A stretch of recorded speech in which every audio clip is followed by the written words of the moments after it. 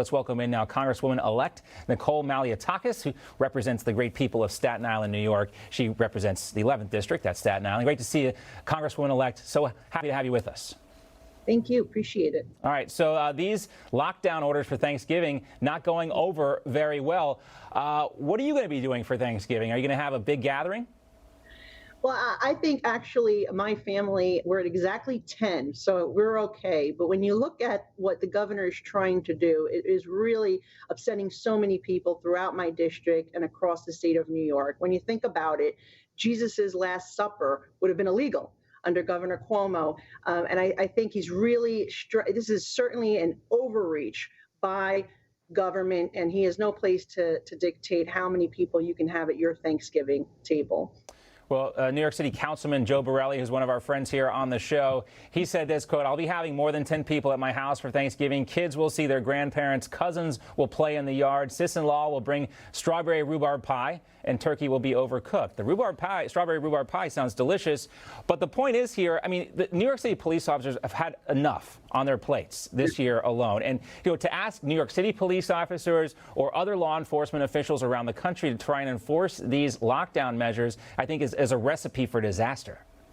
Yeah, and it's during a time where we're seeing crime skyrocket in our communities. In New York City, murders are up, shootings are up, burglaries are up, car thefts are up. People are very concerned about the direction we are going as a city and state. Mayor de Blasio cut $1 billion from the NYPD budget, and they're giving them, you're right, these type of enforcement, these burdensome regulations, they are being sent to restaurants, they are being sent to do inspections, they are basically what's extortion of our small businesses, constantly hitting them with violations and fines. And instead of the NYPD being able to prosecute crimes, now he wants them to do enforcement over Thanksgiving dinner. It is absolutely ridiculous, and I think government needs to get back to the basics of what they're actually supposed to be doing. Public safety is paramount. We need to make sure that our cops are out there fighting crime, not enforcing these burdensome regulations.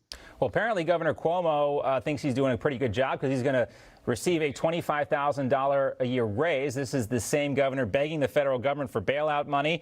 New York currently has a projected $63 billion budget deficit. That'll happen over the next 4 years, according to the New York Post. The same guy literally begging New Yorkers not to leave. He'll even make you dinner. New York also has 14,000 more COVID-related deaths than the next closest state, and that's Texas. Now, this raise would make him the highest paid governor in the nation. Does he deserve to be that?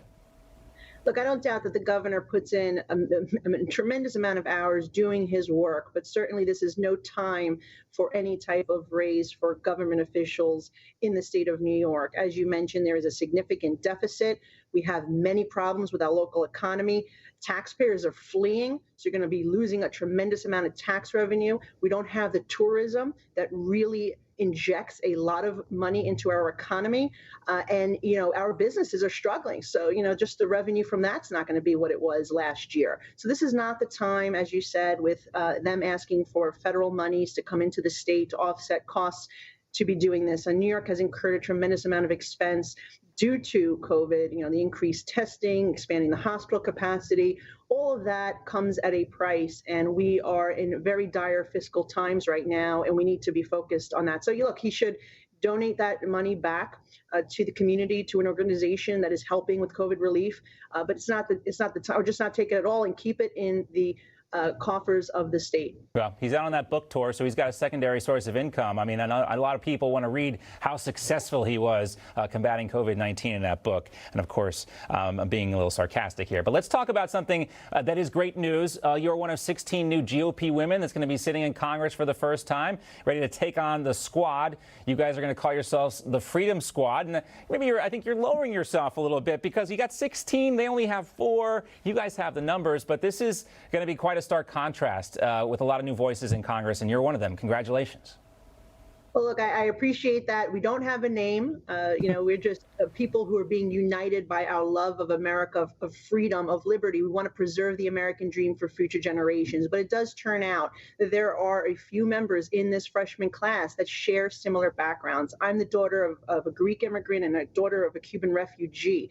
We also have 2 other members from Florida who come from Cuban backgrounds as well. Carlos Jimenez came here as a 6-year-old boy escaping the Castro regime. We also have somebody from the Ukraine, Victoria Spars, who is was born under Soviet Union rule, representing Indiana now in Congress.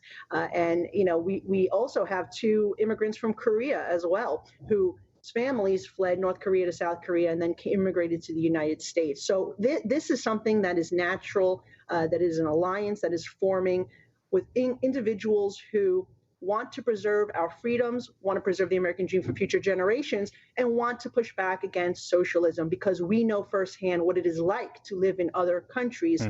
We want to ensure that we don't bring those socialist policies here to the United States. Now, it really is amazing to see refugees from North Korea wind up as members of Congress, the daughter of Cuban and Greek immigrants, other children of immigrants really understand how important this fight against socialism is. We appreciate your time, Congresswoman-elect Nicole Malliotakis. Thanks so much. I appreciate it. Thank you.